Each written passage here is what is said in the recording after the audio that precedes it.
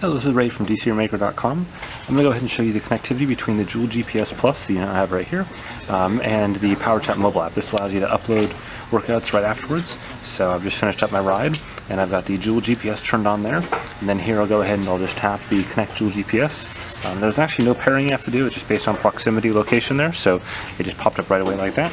I go ahead and click on View Activities on Joule GPS, and I'll enumerate those up. So really quick here. Now I can choose my different rides. So I've got the ride here yesterday for 52 miles, today's ride 31 miles. I'll just go ahead and tap those to grab them. A bunch of other kind of random little test rides I was doing here and there. And I'll click the upper button there to download them. So at this point I'll go ahead and download the ride. Now, like most devices that are downloading or Bluetooth smart, it's not terribly fast, so it's going to take a little bit of time. No more than what you're seeing here, maybe 45 seconds to a minute per ride. And this ride this morning was 1 hour and 40 minutes, and yesterday was 3+ hours, so it's not too bad in the grand scheme of things. So let it finish up, and we'll get back to it as soon as it's done. Okay, now I've got the activities all downloaded here. I've opened up the opened up the activity in question. In this case, it's yesterday morning's ride. Now you'll see it's actually still uploading to the cloud behind the scenes.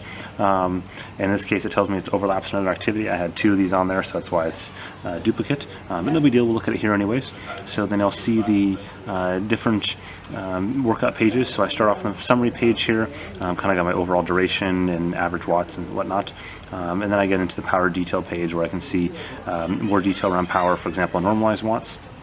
Probably the metric that I tend to watch the most when I'm using power meters, at least after the fact. And then I've got my work effort, and then my peak power. So these are different peak power ranges, so 5 seconds all the way up to 60 minutes over the course of the ride.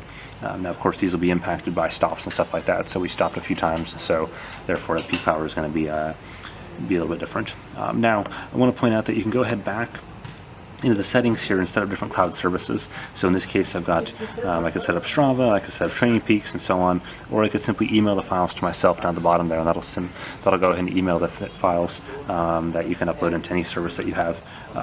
So that's pretty cool. And then last but not least, if on the Joule GPS, there's one interesting option here called autosave.